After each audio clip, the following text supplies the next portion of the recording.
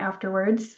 Good afternoon. My name is Carly Lighthizer, and I am the Extension Program Specialist for the UF IFAS Center for Public Issues Education, also known as the PI Center. And part of my job is working on the outreach core for the Southeastern Coastal Center for Agricultural Health and Safety, also known as SCC AHS, or I might refer to it as the Ag Health and Safety Center. I'm pleased to host today's webinar. Thank you all for joining. Today's webinar is Enhancing Agricultural Safety Education for the Next Generation of Agriculture through Immersive Technology, featuring Carolyn Sheridan. Carolyn is the founder and executive director of the Ag Health and Safety Alliance, an international nonprofit organization that focuses on health and safety for the next generation of agriculture.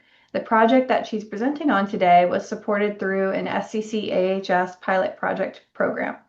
Today's webinar will begin with Carolyn's presentation and end with a Q&A session if you have any questions. So throughout the presentation, please leave all comments or questions in that Q&A feature. If you happen to miss anything, like I said before, the webinar will be recorded and I will send it out afterwards. And before I begin, I wanted to preface the webinar with a little bit of information about the center if you haven't joined us before. So SCC AHS is part of the CDC NIOSH Agricultural Health and Safety Initiative. The center explores and addresses the occupational safety and health needs of people working in agriculture, fishery, fishing, and forestry across the Southeast in the United States. And with that, I will end my slides and pass things over to Carolyn, and she can begin her presentation. Okay, well, thank you very much, Carly. And welcome everyone to the webinar. I got a little bit of a scratchy throat, and I think Carly and I were saying when we were talking earlier, I think that maybe is what's happening to a lot of us right now. I'm going to go ahead and start sharing my slides, and we'll get going here. I know we have a short window of time, about an hour for the presentation and questions and answers. I would like to give a special shout out. Jody Rakowicz from Alberta, I see, is joined, and the shout out to her is because she's part of our Canadian team for Ag Health and Safety Alliance, and a lot of the things I talk about, she certainly is helping us make sure that these type of resources are being utilized for our program. So we're very pleased to have had a pilot project with the Southeastern Coastal Center, which allowed us to use our immersive technology type of resource development for this particular eye safety video that we're going to talk about, as well as some of the other things that we're doing with Ag Health and Safety Alliance for the next generation of agriculture. So I'll just scoot through. Here we go. As Carly said in the introduction, we are an international nonprofit. And we spend a majority of our time with programs in Canada and the US, but also very fortunate to have been to other countries, including Australia, which has a growing program right now. And we've been in Denmark, Sweden, Nigeria. So certainly very fortunate to get to talk to many young people and have partnerships throughout the globe. Our most recent Gear for Ag Year in Review, 2025-26, is on our website. And take a look at that if you want to see what our last year has been like. So just briefly about me, why I do what I do. I'm certainly passionate about agriculture, health, and safety, as I am passionate about farming. I live in the country. I live on a farm with my family, my daughter, my son-in-law, and my husband. And we have two granddaughters who actually will be showing up here tomorrow for several days, and where the farm is definitely their favorite place. So it's not my son who farms with us, it's my daughter and her husband. I occasionally get to spend some time doing the real farm thing, running a combine. Mostly I'm in charge of food, entertainment, finance, the pets, and safety, of course. So I certainly get to do a lot of things related to agriculture in many ways. And we do, also, I do need to do a special shout out to Mississippi State University and OP McCubbins, and Jesse Morrison. This is where we went to do our video capture for this particular 360 video on eye safety. Had a couple of trips to Mississippi.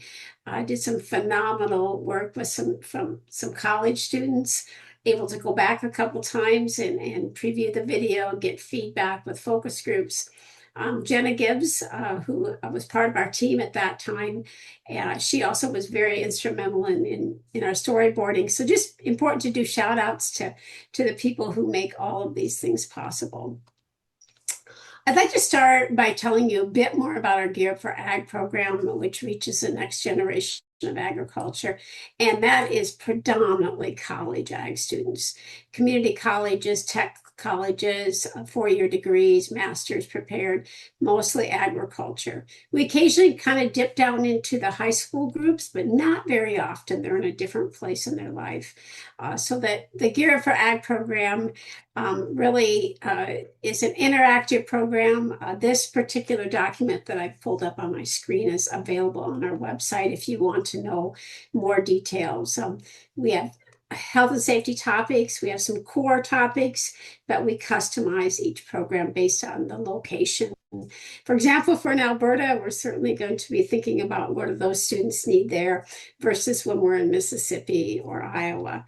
And also one of our key things that makes our program interactive is the ability to give students personal protective equipment and touch and feel and put those things on and learn how to size. And we've got some great sponsors, which are also listed on our website to assist with getting that PPE. We have some topics, learning objectives, all of this stuff is on our website. And there's a little special arrow at the bottom, the red arrow, that talks about our Gear Up for Ag e-learning program, which I'm going to tell you just a bit more about, because as we talk about immersive technology and the ability to deliver messaging through these types of 360 videos, it's important to have a place to put them where the students can easily get them, and that's one of the places. So the Gear for Ag e-learning program, and also a special shout out to Lori Brookhouse from Nova Scotia. She's one of our team members. She really is behind the scenes, in front of the scenes, however you want to put it. She puts these together for us. She's very good at that sort of program development, putting all the content into something that's easy to move through. The reason we like this is there's an instructor guide, a student guide, but the instructors can see where their students are in this e-learning component of the program. We have an on-site demo type of a course, and then we leave everyone with this e-learning program that they can go through at their leisure, or sometimes ahead of the program. So find out more about that on our website as well. I don't most likely don't have to tell those of you that are joining us about all of the exposures in agriculture. There's several of them listed here on my screen, and these would be these are the topics that we talk about in all of our Gear Up for Ag programs. And some of the Gear Up for Ag programs, we focus a little bit more on one thing than the other, based on what we get back for survey results, and also just what we know about the region or the emerging issues. So having immersive technology and e-learning really adds additional content that can be used independently. We know we only get to see our students maybe for 2 hours, or the most we would see them might be for 4, typically 2 to 3 hours. So, you can only cover so much. And you want to make sure that you add a lot of other resources. That's where our other partners come in. We make sure that we are promoting the resources that are in the particular region, province, or state. And in the US, the AHSA Ag Centers, if we're partnering with them, we make sure we're promoting their types of resources as well. So if you're partnering with us, or you're part of our program in certain areas, we're certainly going to promote your resources. One of the things that we're especially proud of and we follow through with is our pre and post surveys. Our pre-survey is 36 questions. It's standardized. Our programs in Australia right now are using the same type of survey, or the same survey with a little minor changes. So we can get to know our students before we get there. We want to know who they are, what kind of agriculture they're in, what are they planning on doing, and then what are their safety and health behaviors right now. And that's very important, because we want to talk to the people in front of us. We want to change our program. We want to customize it for each program. We asked them an open-ended question. What do you want to learn today? And it's very interesting, particularly the programs where we have 100 plus students. We're kind of drilling down through all of these responses, which can be pretty funny, but also can be very insightful to us. This is a recent program that we had in the spring. And what we really are interested to hear sometimes is how they are thinking about health and safety for other people in their life. It might be their family, it might be somebody they're working with. But it's not just about what do students want to learn, it's about how do they want to learn. And every single program morphs and becomes something unique because it depends on how the students are interacting with us, what questions they may have.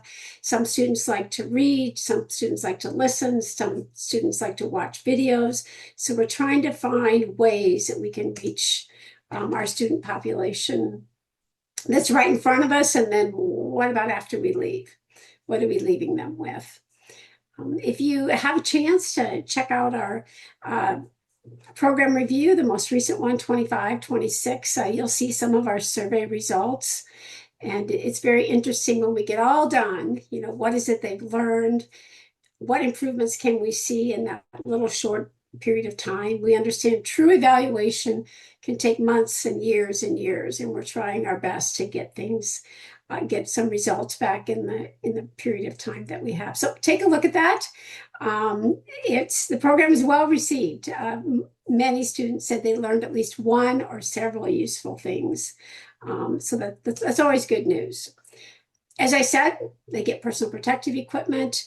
That's part of the whole demonstration piece of it. So if we get to work with you, those of us, I know I've worked with some of you, get to work with you, we customize a PPE kit based on available funding, what's good for the students at that particular time. So we're going to drill down into and talk more specifically about the eye safety pilot project. And as you could see, we talk, or as I said, we talk through several topics. And what our goal is right now as we move through developing or determining what resources we need to develop is which topics seem to be the topics that our students either ask for more information, or as we're working through our programs, like there seems to be a disconnect, or they don't have as good information as we'd like them to, or they have just some plain ideas in their head about what safety means for this particular topic. So what we found or began to see was eye safety was a thing. Students had safety glasses, did not have safety glasses. They thought their sunglasses were safety glasses. They felt, there's many, many misconceptions about eye safety. So that's why we were very fortunate to get the opportunity to work with the center to develop this particular resource, the eLearning resource, or the 360 virtual reality resource. So we already use a combination of like live demonstrations, these virtual reality, 360 learning tools, and storytelling. So we're trying to find different ways to get our message across. I have to give a big shout out to our Director of Digital Learning and Innovation, Stefan. He talks about behavior change with us all of the time, and many of his projects are related to behavior change. And it really fits very nicely with agriculture, health, and safety. If you look at this a great graphic with a lot of boxes on the screen, you can see that making behavior change relies on many things: personal characteristics, different things like social influence, community dynamic, government entities, interest, attitude, intent. And also what we're seeing, as you can see it on the left, what about emerging alternatives to education? What about ways that we can find ways to actually change those behaviors? And I know that the majority of you, I get to see all of your names, are in agricultural health and safety, or in safety in some manner. And that's our end game. How do we actually find a way to change behavior? And so we're moving in those lines always. And so if we can find a way to make that possible. And immersive technology certainly is one of the ways. As I started my career with agricultural health and safety, it looks somewhat different, not completely different, but somewhat different than the way I used to teach. Because we would teach with PowerPoint, we'd teach with demonstrations, but the technology piece of it we didn't have or didn't use. And this is a fast growing method of education. It's used in many places, not just education, but in healthcare. And you know what I'm talking about. And these types of immersive technology can be virtual reality with the use of a VR headset. Also, you can use your computer, you can use cardboard viewers, and then there's augmented reality and mixed reality. We stay right up there in that virtual reality section there. And even though not all of our students have the VR headset on site when we deliver our program, but many of them have them at home. Some classes are very fortunate to have several VR headsets where they can look at our educational materials, but there's lots of ways to view the things that we develop. And so, how can we keep the participants motivated and engaged? I hear many times from students, I thought that this program was going to be boring. We hear a lot of boring safety talks. It's not interesting to me.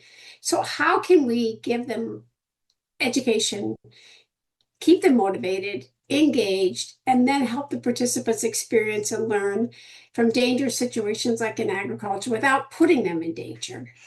And not all colleges that we go to have a farm. Some of them do, but you still don't have the ability or the time to take them into that farm setting or have them experience what it would feel like to be in that particular setting, wear that type of personal protective equipment. So this is one way of doing it, the 360 full circle images and video. It changes how our participants interact with safety topics. They're able to feel like they're there. I know our livestock one, which I'll show you shortly, people our students enjoy that because there's animals, there's horses, and there's a lot of moving things that they can look and see. And so we have some examples. You can identify parts on the farm, you can identify hazards, and we can do scenario-based type of learning. So how do we at Ag Health and Safety Alliance, with our Gear for Ag program, use this type of immersive technology, the resources that we have developed in the different topics? And I have up in front, some of our key topics, and you can easily see them: eyes, skin, ears, lungs, mental health, PPE related to all these topics, and then, of course, survey data. But these are some of our really important topics. Regardless of where we go, there's about 6 topics that we always cover. And so we're working hard to make sure our resources are very good in most of those topics. So I'm trying to think, I think it was about 5 years ago, 4 or 5 years ago, we had a grant from the Central States Agricultural Health and Safety Center, which is CS Cash, based out of University of Nebraska Medical Center, where they funded ATV safety motion graphic. So that was, it's really an interactive illustration-based video that has all of our points for ATV safety. And so we have, the pre and the post survey, and we were pretty astounded by the number of students who said that they learned. When they said, "What did you learn?" they mentioned ATV safety. It increased substantially after we began showing this motion graphic. It's got great music. It's only, I think it's maybe 2 minutes and 40 seconds. So it's very fast. We don't lose their attention span. So this is where we first jumped into, let's use very short videos. We call them motion graphics. You may call them something else. So that's where I would say we started looking into different ways that we can plug into a different way of educating our students. So where are we now? You'll see as we move through some of the rest of the presentation, or if you look at our website, we now use illustrations. very common now. I know many organizations, agricultural organizations or safety organizations, you see more of the illustration, the comic book style, where it's you can see lots of bright colors. And so those are some things that we also have. Motion graphic, and those are also, many of them are being or have been translated. Interactive infographics. We have one that I'll show you that makes it a little bit easier and more fun, I guess, to learn information if you get to actually move directly through that infograph. And then, of course, our 360 videos. We have two different types. One is with interactive clickable icons, where we do video capture that is 360, and we take that basically still image that's 360 and embed icons and put content. And then, of course, our 360 VR learning experiences, as we would call them. So the one we're going to talk about right away is, of course, the eye safety one, which was funded by the Southeastern Coastal Center.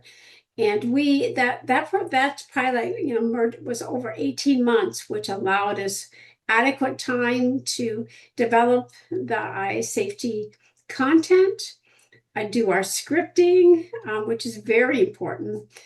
Shout out to OP McCubbins. He's from MSU. He's just an amazing video capture, and then he also does our video development for us. And so what we have to do is the storyboarding.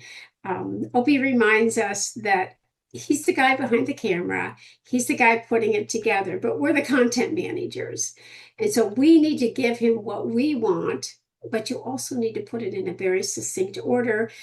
What happens first, second, third, because when you start rolling that 360 camera, you don't want to have to do a whole bunch of takes. And because we're also adding layers of text overlay, we're adding music. So it's a really intense way of doing that. So this is the QR code to the 360 video. And on our website, we've also added, let me see where this takes us to. We have added just a one pager to remind people how to use this type of 360 video. You can view it on your computer, your tablet, your phone, your VR headset, or we also have cardboard viewers, which seems a little, it's like, oh, really, cardboard viewers, but you put your phone in, but they really work well. So this QR code will take you to that as well. So we're not restricted by, oh, I have to have a VR headset. That's not true at all. It can be fun in our classroom where when people are pulling it up on their phones and you have a lot of noise back and forth or music back and forth because people are at a different place in their video. So I'm going to go ahead and click on the video. And Kaylee, if you can tell me if there's any problems showing the video, maybe stalling out or something, and then we can move on and people can view it on their own. But let's give it a try. Oh, sorry, I think I went out. So there we go. It's going to have to load again, I think. This is the point in like your presentation, you say. Carolyn, I can see the video. I'm not sure if the audio is coming through though. Okay. Just give me a second here. Okay. I believe that when I shared my screen, I probably had to, I'm going to take some direction from you. Do you think it's best if we just move on and then ask people just to go ahead and view that on their own? Or should we try it one more time? You can try stopping share and then resharing. Otherwise, I did share sound. Here we go. Otherwise, I did share the link in the chat if people want to pull it up later on. I think we're doing well in time, so we'll just give it another go. Agricultural workers suffer.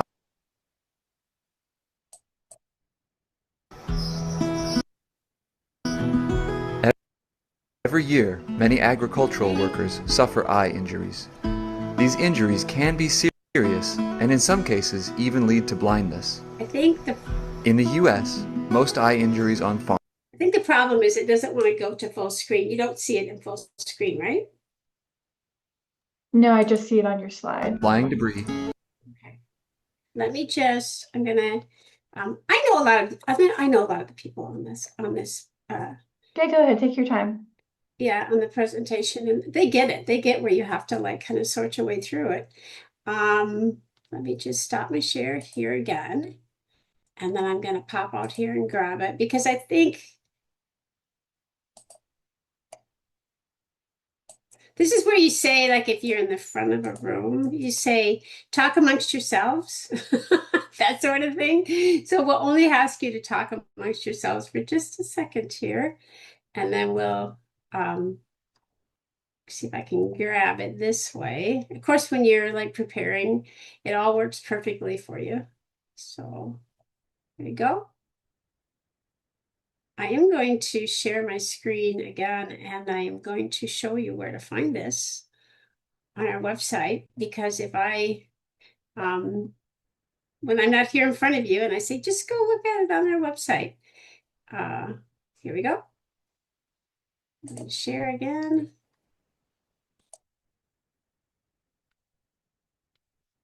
Many agricultural workers suffer eye injuries. Can you hear it now? These injuries can be looks serious good. and in I some can hear it. cases even lead to blindness.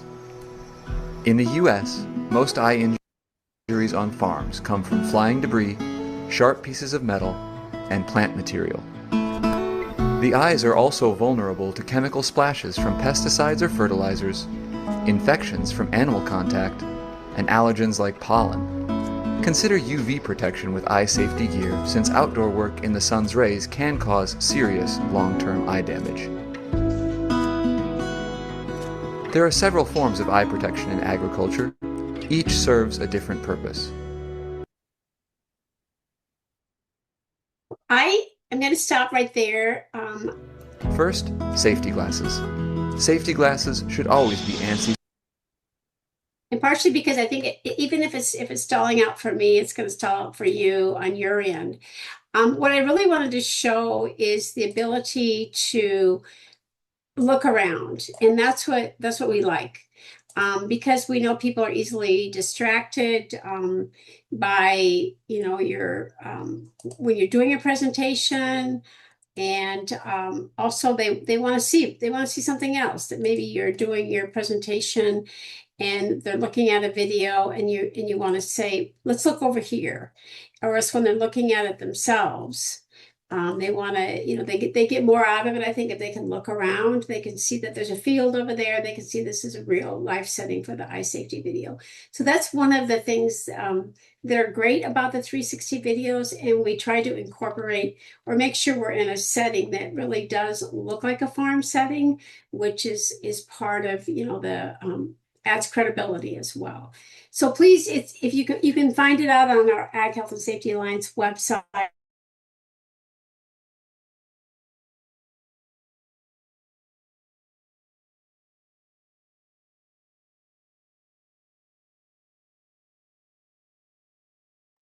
Carolyn, I think you froze up.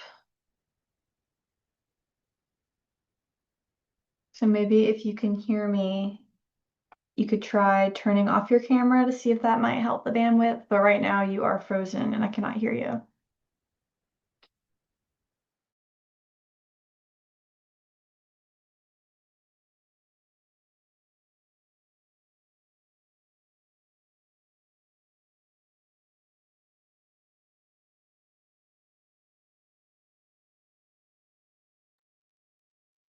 Carolyn, can you hear me? Yeah. Okay, you're back. Perfect. Okay. Okay. So like this is a presentation that's we're having some issues with as we go along. So this is the different thing. Like when you're in a room and you're presenting, all of you on this and in this webinar have probably done this, and you're like, well, the person that's standing up here with you takes over for you, but we're not so lucky in this case. Is my screen being shared at this point? No, your screen went away.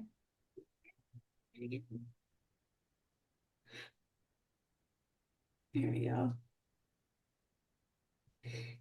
Jody's on the webinar too, and she can relate where we're we're in a setting with students or whatever, and all of a sudden things in the presentation aren't quite going right.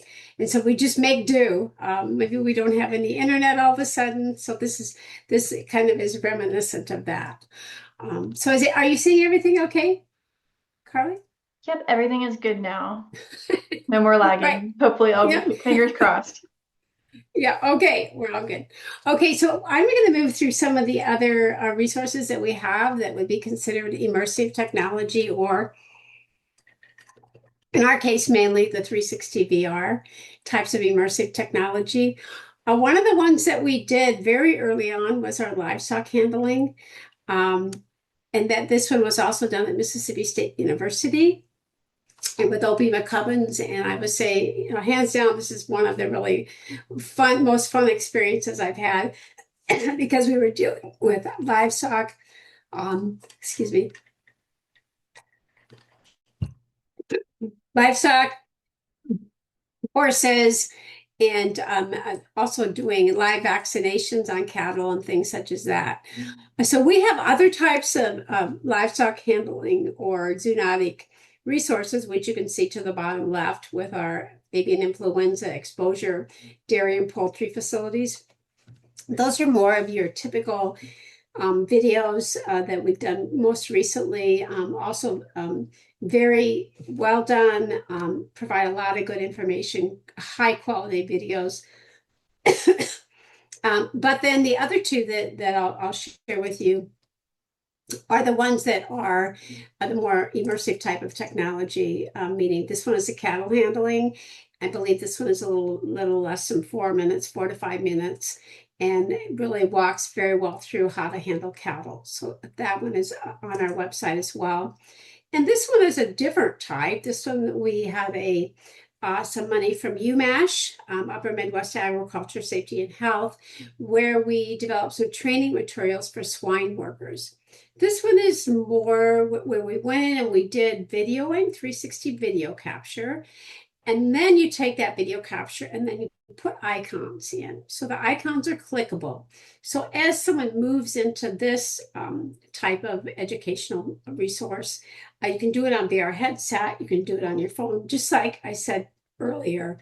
And then you click on the resources, read the content, or maybe hear the content. This also allows your whoever you're partnering with to put in some resources right up there. You can see the icons that would definitely take you to those particular resources. These are more interactive. These are the kind that we're able to look at and touch and then move around the setting as well. Another one of our topics, respiratory protection. We rely heavily on demonstrations, handouts, our personal protective equipment that everybody gets, get students up and moving. We have worksheets that they can fill out. We do not have what you would call a 360 VR component to this. We have a lot of interaction, but what we do have for these are the other types of education that I spoke about. We have the illustrations, we have the motion graphic videos, and we have our interactive infographic about respiratory health. And that's the one where you can actually move right through and immerse yourself within that interactive infographic, which I think makes learning a little bit easier. You can kind of do it at your own time, but you can click on videos as well and then read the content as you go. Another topic that is in all of our presentations, and depending on who our students are, whether we have a lot of crop individuals, or maybe we have livestock who are obviously using some type of pesticide on their livestock.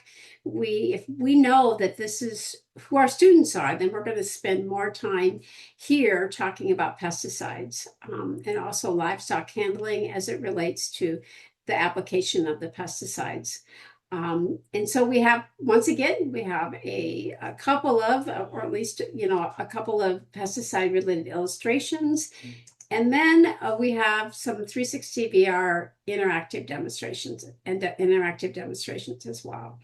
If you've been to one of our presentations or heard about them, the shaving cream demonstration, that demo, it comes up high on the list no matter where we go. It's fun, it's interactive, the students love it. puts across a good message. Gets a little crazy sometimes.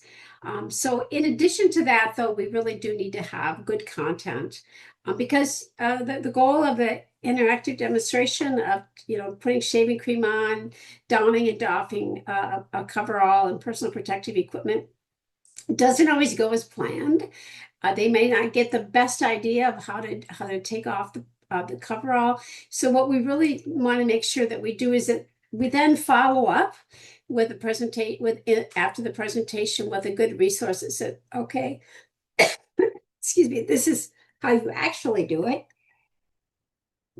These are the steps: putting on the personal protective equipment, taking off the personal protective equipment, and then also we have another 360 video that's about how do you do that out in the field, because not everybody's going to be in their shop. Not everybody's going to have a sink available to them. So we need to be practical too about our different learning opportunities that we have.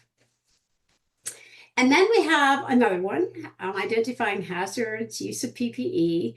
And up in the left-hand corner, there's just one of our really basic handouts where students can write, doodle, circle what they need for their personal protective equipment. And one of the things that we don't spend a lot of time on is shop safety. But yet, if we think about agriculture, we all have a shop. Some of them better conditions than others. I would tell you that we're getting ready for harvest here, and I've tasked myself with being a much better helper this year at getting our shop in good order, making sure our things are clean, but also all of our shop equipment is in good working order, what needs to be repaired. So we were at Texas A&M University. This was a project that was funded by the Southwest Center, Agriculture Center in Texas. And David Sullivan and I went down and did some video capture. And then we worked with Stefan, who's our digital learning guy, and to add the icons similar to what you saw in the swine building. This was a little bit trickier because we had really just one big setting. So we had to find ways to really be able to look around that one big shop and find the hazards, as well as add video capture that was live type of video. The one you see at the bottom here, this student is actually running that piece of equipment, and people are able to view that. So it's shop safety. It's also what we consider immersive technology. And students can use it on their own time. Sometimes we are able to go through it, excuse me, to a certain level, but not often. If you spend your time doing all of these, you sometimes don't get all your other content covered. So once again, one more type of immersive technology that we're using. So one of our topics, hearing, which of course is very important no matter where you're at in agriculture or not in agriculture. We're looking for partners for this one. We'd like to have a hearing 360 VR project tied to this particular topic. We listen to our students, and many of them certainly have the potential to have hearing loss, not only in their agricultural world, but maybe for other exposures that they have, in recreation or shooting guns, something such as that.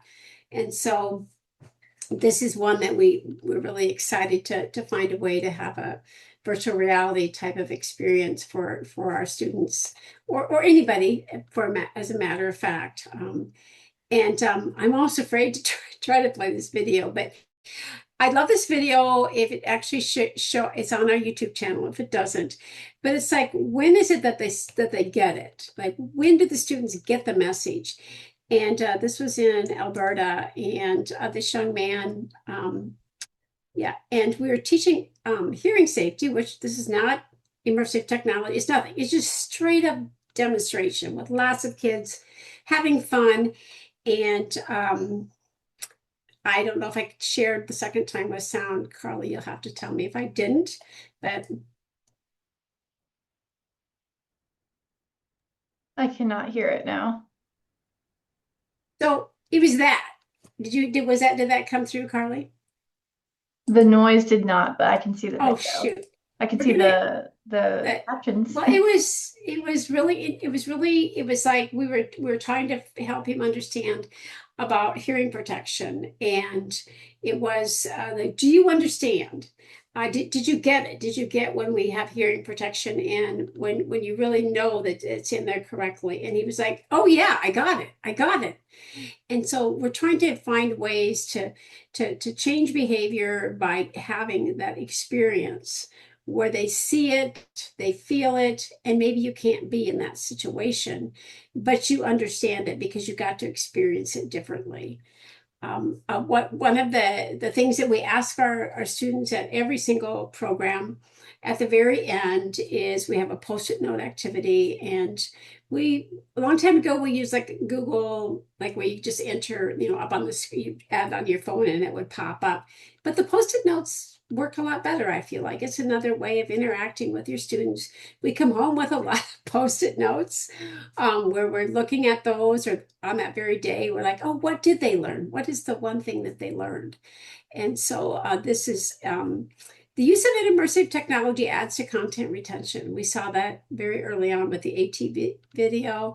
And then what we were really interested in, if you can get that long-term study, if you can get a post-it note, activity like months afterwards, but at least in the immediate time frame when we get to be face to face with these students, we get to understand what they learned for the day.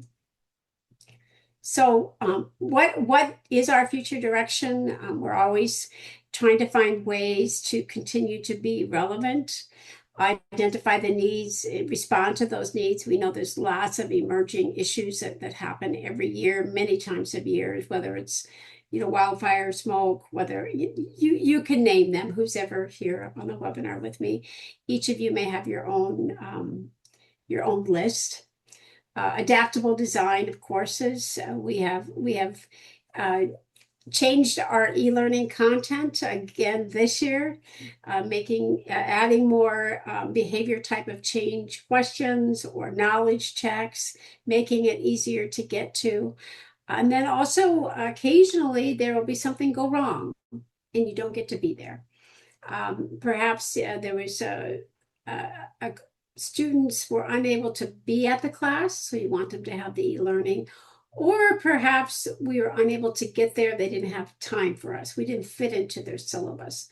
So the e-learning content or course that we have, in addition to this immersive technology type of resources that we have, makes those programs more engaging when you cannot be on site. Also implementation in various countries and languages. We have changed some of our resources for David Sullivan to use with the Safe Farms WA, because we're all English speaking, obviously, but they use different terminology. Their products might be different. Their crops are different. So you really do need to make sure that the resource fits where you're at. Moving from on-site to virtual when necessary, working on student engagement. Gamification is also something that we consider, we talk about. We don't have a true gamification type of experience at this point. How do incentives work? So seeking partners for these resource development, that's always a goal of ours. We are stronger if we have a partner because we're bringing in new ideas, or somebody's editing or reviewing, we're making it fit. And then, of course, we're all on that same page, I think, of improving safety culture in agriculture. And our organization is fortunate to get to work with that next generation so that we have that potential for changing that safety culture. Here's our resources. There's a QR code. There's also a QR code just to get back to our ag health and safety website. So that's it. Even with the mess ups in technology. Isn't that funny? You're doing a webinar on immersive technology and you can't figure out your own technology to get your presentation. No, you handled that much better than I could have. So I appreciate you pushing through. We still got to see everything you wanted to present. So great presentation. Thank you for joining us today, Carolyn. We do have a couple of questions, and you kind Yes. of touched on one of them, but I'll just reiterate it and maybe you can address it. But in both the chat and the Q&A, we had questions about resources or especially the videos being available in Spanish, and possibly Haitian Creole. No, not at this time. There are a couple of our printed resources, and the ones, if I would go back to the avian influenza, there are 3 videos, and those are right now being translated to Spanish. But the ones, the interactive 360 video ones, none of them are in Spanish right now. Looking for partners for that. Of course, it's an added expense as well to get your Spanish translation. So in many of our projects, that's part of what our request is, but it's not always funded. Easy, now I was going to say easy to do, but certainly doable to make everything in different languages. Right. And then this question just says, what about workers with low literacy ability? So maybe for some of those resources, the ones that are a little bit more text heavy. Right. So as far as one of the things that we have found, if you have the immersive, the 360 VR, they have low. There's not a lot of text overlay. There's a lot of listening too. So which of course we move into that. Is it translated to Spanish or whatever language? But most people, and somebody can feel free to jump in here, have the ability to look at their phone and spin around. It's kind of an intuitive thing that people do. They pull up their phone, they click on that icon, and there it is, and they see it. They move it around. And low literacy, the illustrations, even though they can have a lot of text on them, there's some good visual there. You can point to that and say, this is what it needs to look like. This is the proper PPE. Yes, very important to be able to have that. Keeping in mind that for right now, for us, most of our resources are developed for that college ag student. And so we do keep that in mind. That's not to say we're not interested or motivated to make them more for low literacy or to add different components to them to make them more user-friendly for other organizations. Right. And then how are you capturing the 360 videos? What type of equipment is required? So we have it's in the cupboard over there. We have, I'm trying to think what the name of it is because I rarely do it because we have OP McCubbins is our big 360 video capture. It's actually smaller than what you would imagine. You can kind of put it in your hand. We have the stands and stuff. So the 360 video capture is really less expensive than what you would think. Now, if you want really, really high quality video capture like OP McCubbins does for us, it's a much different apparatus and it's got a spherical thing or whatever. So mostly relying on other people to do our 360 video capture. I can do it in my pasture. I can follow my tractors around, things like that. But that's a different capacity, or it's certainly not as good a content as what OP would do for us. And I do have the link. OP McCubbins actually was on a past Ag Safety Center webinar where he talked about 360 videos, but it was for a different aspect. I think it was for pesticide related. So I'm going to drop that link in the chat because you might find more on his side of things there. Right. Let's see. Well, thank you. That's great. Yeah. I think it's Insta 360 when it is. I know I have something. I have the app on my phone. I know I have that camera, but I know my limitations. Let's just put it that way. Right. All right. If there's any more questions, feel free to pop that in the Q&A. Otherwise, thank you so much, Carolyn, for your presentation today. I learned a thing or two. One question I thought of while listening to your presentation was if there is an educator or a facilitator out there somewhere who might want to pick up this program or implement pieces of it into their programs that they host, where should they start, or what's like step number one of implementing some of Right. your resources? You bet, you bet. Well, one step number one could be just, get a hold of us, go to info@aghealthandsafety.com, and always very willing to chat with somebody to see what they're trying to accomplish. The example that I gave, that a high school instructor needed to have, she was pregnant and she had a maternity leave, and she needed to be able to have health and safety education, and we just worked through what resources would work for her. That's not the only time we've done that. Somebody will get a hold of me and I'm not available, or maybe what we have is not quite right. So it starts with a conversation. It really does, because we have a lot of different resources, and I might point them in the direction of other partners as well. Sweet. Well, I see that we don't have any more questions, so I'll go ahead and wrap up the webinar. So after this webinar concludes, I think about a day after it ends, so tomorrow, you'll receive a follow-up email with the link to the recording. Also, you'll find when you close out the webinar today, the link to the evaluation survey. I'll see if I can pull it up in the chat. We would greatly appreciate it if you could fill out this evaluation survey so that we can continue providing timely and relevant learning events like this. So there's a link to that. And with that, I will end today's webinar. Thank you so much for joining. Thank you very much, everyone. Bye.